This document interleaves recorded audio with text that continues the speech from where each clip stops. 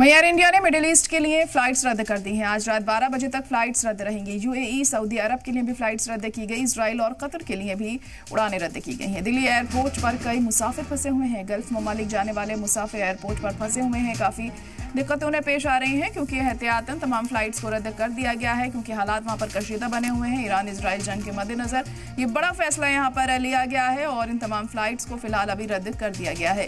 Air India ने middle east के लिए तमाम फ्लाइट्स रद्द की हैं। रात 12 बजे तक फ्लाइट्स रद्द ही रहेंगी। यूएई, सऊदी अरब के लिए भी तमाम फ्लाइट्स रद्द की गई हैं।